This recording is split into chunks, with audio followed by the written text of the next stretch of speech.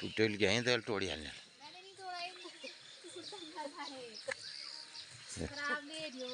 अभी का टूटा है ही नहीं, वो देखो ये अभी का टूटा होता है दूसरा दिखता है। दोबारा जोड़ा जाने में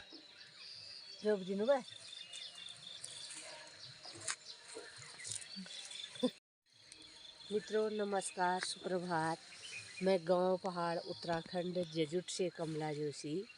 हम लोग सुबह उठ के अपना साग सब्जी तोड़ के गाय बच्चों का काम करके दिया बत्ती कर दिया हम लोगों ने। आज गांव पहाड़ में बहुत ठंडा हो रहा है, कल रात से बारिश है, मौसम अभी भी ख़राब है।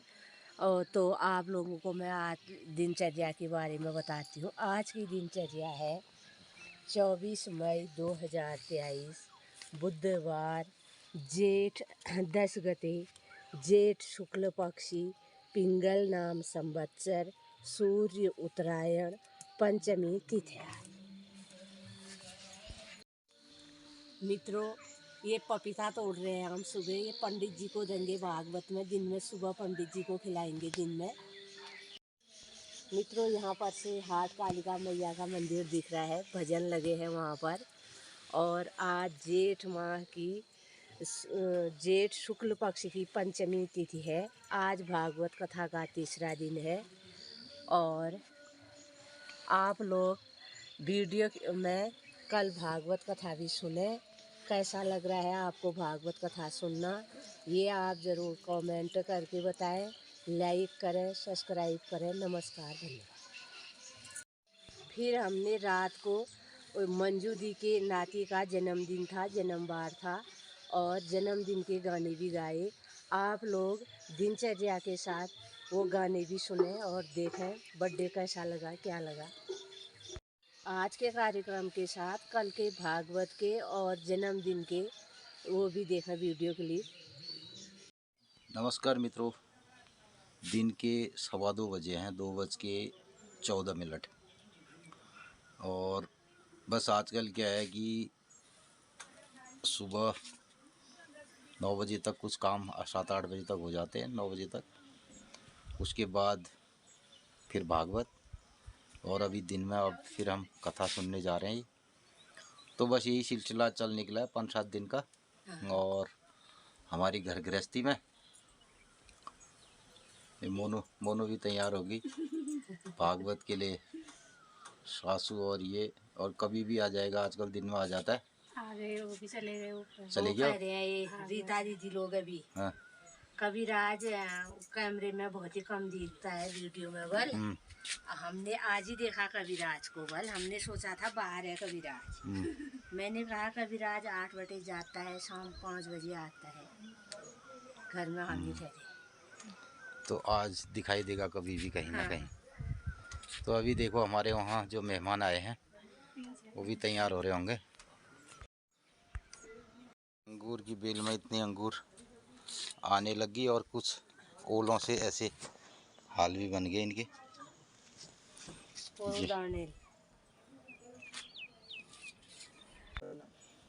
तो यहाँ पे अभी ये बैठेगी, यहाँ कुर्सी लगा दी ला मनो। बैठी सुनी लो, सब मंत्र सुनी लो ना, सब कथा सुनी लो, सब सुनी रो सिले, सब बढ़िया सुनी लो। किले में बे काट की जा सब चीजें सुनी लो है, वो आरती की जा यार बाबा। आरती भली भले आरती गासन तो को ऐसी जय श्री आरती तो तू न होंगे कृष्ण भगवान ने क्या दूसर थी तो रामायण गासन। फिर मैं भूल जाने याद से मैं जय श्री राधा, ओ जय श्री राधा, जय श्री राधा, कृष्णाय नमः। मुझे कुंडी सुंदर मुनि ओम नमो भगवते वासुदेवाय को नमो भगवते वासुदेवाय नमः। नमः नमो भगवते वासुदेवाय, नमो भगवते वासुदेवाय, कृष्णाय गोविंदाय वासुदेवाय बाल गोपालाय। मैं सब हूँ तो अब ये तैयार हो गए भागवत के लिए। और अब फोटोग्राफी भी चल रही है इनकी। तो ये तैयार है ज्ञान भागवती हाँ। और हमारे भाभी जी ले आ रहे हैं नलमड़ बैठे रीता भाभी ना। तो मेरे को अंदाज़ा नहीं आ रहा था। मैंने कहा वो बड़े हैं मेरे से छोटे हैं। तो मैंने लगाया तो एक मेरे से 1-2 साल बड़े ही है। तो कौश लग रही है तुमन गाँव पहाड़ में? बहुत भल लग रही है। और भागवत कौश है? भागवत भी अच्छा हो रहा है। अच्छा। पंडित जी जो है बढ़िया। बढ़िया से हाँ।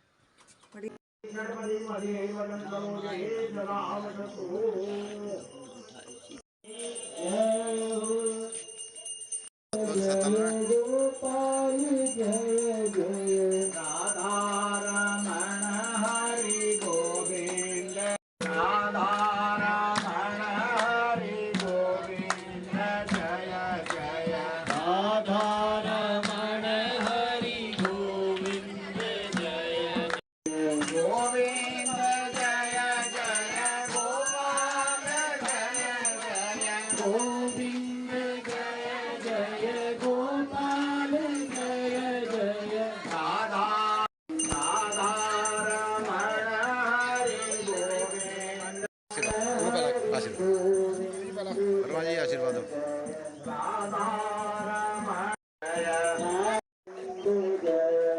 चलो यार बच्चों, मैं तुम्हारी वीडियो बना रहा हूँ, कुछ कहना है?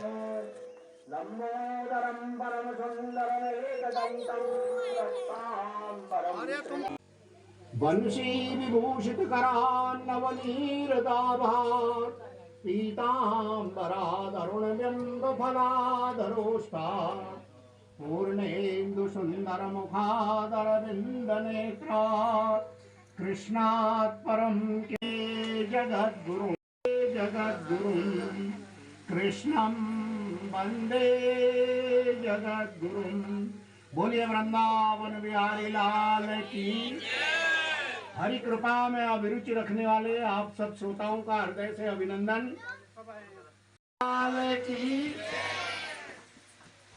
कल की कथा प्रसंग में मैंने आपको बताया था कि कैसे नैमिषारण्य नामक तीर्थ में शौनकादि 88,000 ऋषि एकत्रित हुए और वहां सूत जी महाराज उनको कथा सुनाते हैं।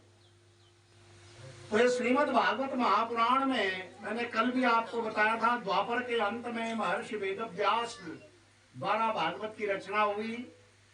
12 स्कंद हैं, इसमें 335 अध्याय हैं और 18,000 श्लोक हैं। प्रथम स्कंद से 12वें स्कंद तक 18,000 श्लोक हैं। उससे पहले 6 अध्यायों का श्रीमद् भागवत का महात्म्य लिखा गया है कि श्रीमद् भागवत का क्या महत्व है, क्यों इसको पढ़ना चाहिए, क्यों इसका अनुष्ठान करना चाहिए। तो उसके बारे में उन 6 अध्यायों में लिखा गया है। वो कथा मैंने कल आपको सुनाई थी। अब इधर नैमिषारण्य में सारः कह स्व अवतार प्रयोजन। महाराज, संसार में श्रेय क्या है, सबसे बड़ा श्रेय, सबसे बड़ा शुभ क्या है, सबसे अच्छा काम क्या है, और शास्त्र सारा का जो विभिन्न शास्त्र लिखे गए हैं, अनेक प्रकार के शास्त्र लिखे गए हैं, उनका सार क्या है। किसी शास्त्र में कुछ लिखा है भगवान क्या कर्म करते हैं, कर्म क्या है, और भगवान के जो अवतार हैं वो कौन कौन से हैं, कितने अवतार भगवान ने लिए हैं, और की स्थिति होती है। ये 6 प्रश्न शौनकादि ऋषियों ने किए हैं। ब्रूहि योगेश्वरे कृष्णे धर्मण्ये ब्रह्म कर्मणि स्वाम काष्ठाम अधुनोप्यते धर्मः कम शरणम गता। आखिरी प्रश्न उनका था कि जब योगेश्वर भगवान कृष्ण स्वलोक धाम को, अपने गोलोक धाम को चले गए, तो उसके बाद धर्म किसकी शरण में गया। तो इन पहले चार प्रश्नों के उत्तर देते हैं सूत जी महाराज। कृष्ण भक्ति परम श्रेय। इस संसार में सबसे श्रेय युक्त जो कार्य है, सबसे अच्छा कार्य कोई अगर है तो वो भगवान कृष्ण की भक्ति है।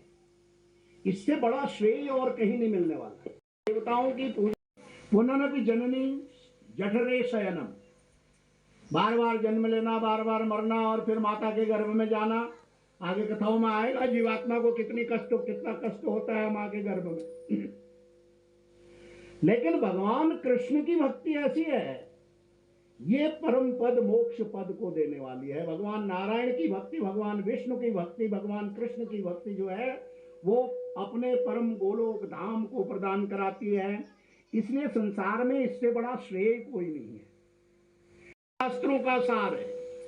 सारे शास्त्रों में यद्यपि गणेश पुराण में गणेश जी की महिमा बताई, देवी भागवत में देवी की महिमा बताई, शिव पुराण में शिव जी की महिमा बताई, अन्य पुराणों में अनेक अनेक देवताओं की महिमा बताई, अनेक ग्रंथों में अनेक प्रकार के उपाय करने के, जो कुछ भी संसार में सुख भोग प्राप्त करने किस देवता का पूजा है कि केवल भगवान कृष्ण की भक्ति ही शास्त्रों का सार। जैसे नदियों का जल हिमालय से निकलता है, पहाड़ों से निकलता है, अलग अलग स्रोतों से निकलता है और अंत में सागर की ओर ही जाता है। सारी नदियों का जल सागर में ही विलीन होता है, वहीं समाहित होता है। वैसे इस संसार में हमारे सनातन धर्म में जितने भी विचार हैं, जितनी भी पद्धतियां हैं, जितने भी देवी देवता हैं, उन सबकी उपासना का अंतिम जो स्रोत है वो वही भगवान कृष्ण में समाहित होता है, भगवान नारायण में समाहित होता है। सज्जनों की रक्षा करना, धर्म की रक्षा करना, अधर्म का विनाश करना, ये प्रयोजन है भगवान। धर्म क्या है? ये जो जितनी भी प्रकृति सृष्टि दिखाई दे रही है, सारा संपूर्ण ब्रह्मांड, ये भगवान का कर्म है। इसको उत्पन्न करना, इसका पालन करना और एक दिन प्रलय काल में इसका विनाश कर देना, यही भगवान का कर्म है। अवतार असंख्य, अवतार तो भगवान के असंख्य हैं, असंख्य अवतार हैं, क्योंकि अंश अवतार से अभ्युत्थानम अधर्मस्य तदात्मानं सृजाम्यहम्। जब जब पृथ्वी पर धर्म जो आत्म रूप से, प्राण रूप से, चेतना रूप से जो उनके अंदर स्थित है, वो उसी परमात्मा का अंश है। एक तरह से वो भी भगवान का ही अवतार। यहाँ चल रहा है चाय और ये अभी आपके लिए शुगर वाली बनने की मैंने कह दिया। आशीर्वाद दिने को नमस्कार, प्रधान नमस्कार। हाँ नहीं यार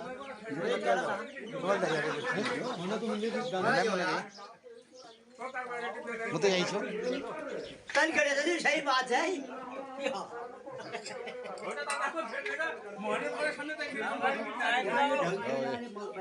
चाय भी चल रहा है और भोजन। उससे आगे में रुकते थे, उससे ज्यादा कहीं में रुकते नहीं थे। तो महाराज 7 दिन तक कैसे राजा वेद व्यास ने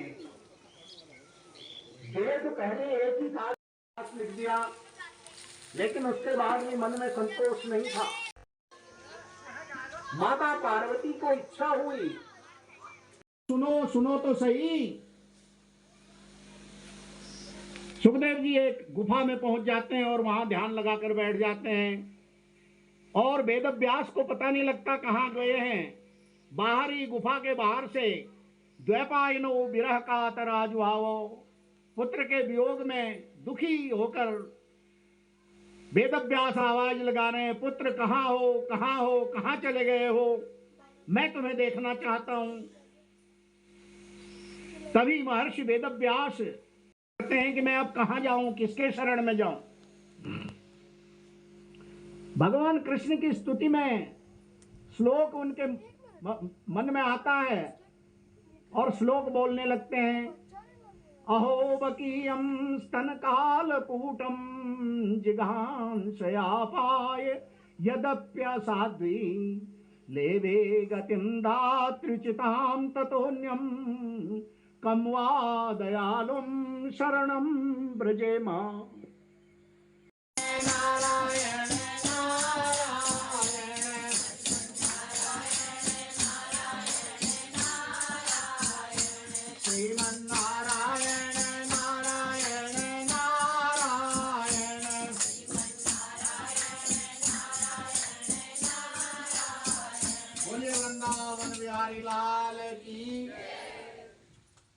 तो नारद जी कहते हैं कि महाराज वेदव्यास जी से कहते हैं कि महाराज आपने जैसे अनेक प्रकार के धर्मों की व्याख्या की है, अनेक आपने पुराण लिखे हैं, 17 पुराण आपने लिखे हैं, उनमें अनेक प्रकार के धर्म, अर्थ, काम, मोक्ष आदि की आपने चर्चा की है। माया का सबसे बड़ा शस्त्र है, क्योंकि हर एक का मन इसी सोने के लिए भागता रहता है।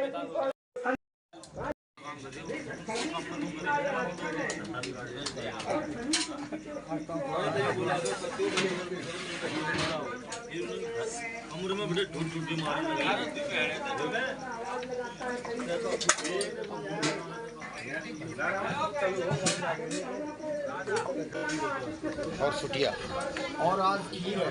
खीर भी है। हाँ, खीर का ठीक है। अच्छा, वो खीर का ठीक है। दिखाओ, ये खीर है। और इधर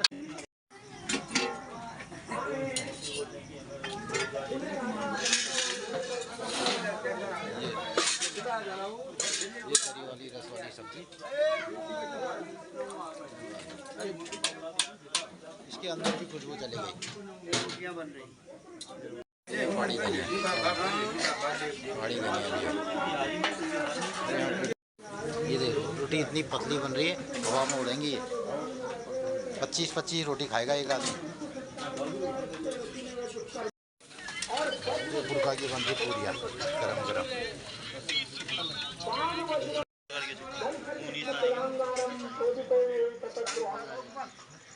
जिस राजा ने और जब पृथ्वी को छोड़ देता है, जोर जोर से रोदन करने लगता है, रोने लगता है। बुद्धि के कारण बड़ा बुरा कर्म कर दिया है, ऐसा साप राजा को दे दिया है। ये तो अब धरती पर देते हैं, कहते हैं कि जाओ, मेरा भक्त परीक्षित गंगा तट पर बैठा हुआ है, उसको ज्ञान देना है, समाप्त करना है। इधर सुखदेव जी प्रस्थान करते हैं। सुखदेव जी राजा परीक्षित के पास पहुंचते हैं।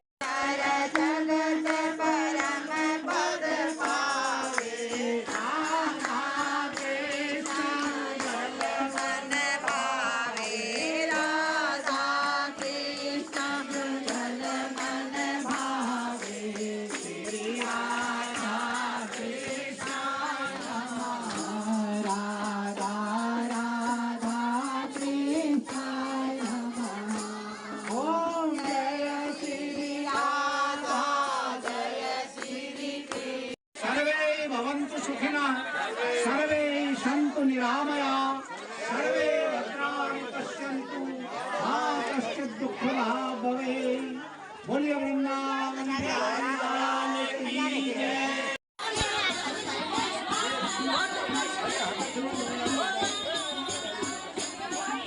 जय हो, जय हो, जय हो। ये थैले यहाँ पर है आपके।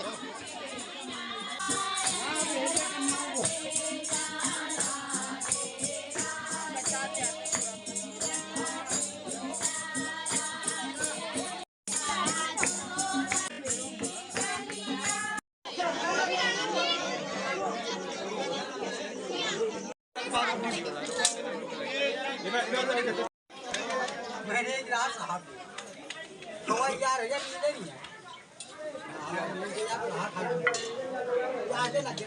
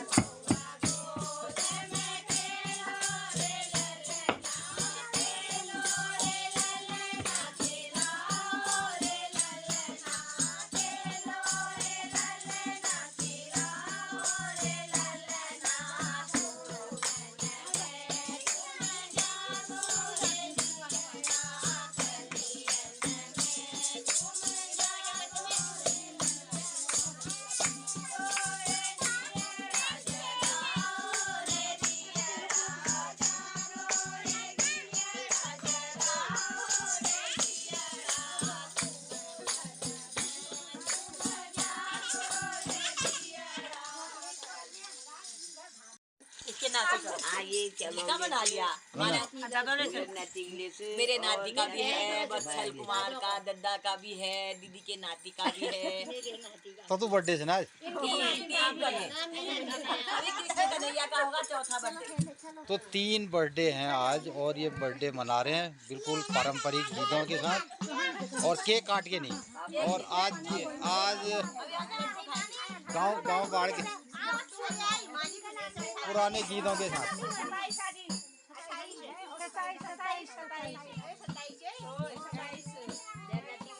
तो मंजू की नाती का बर्थडे है आज, सबसे बड़ी बात।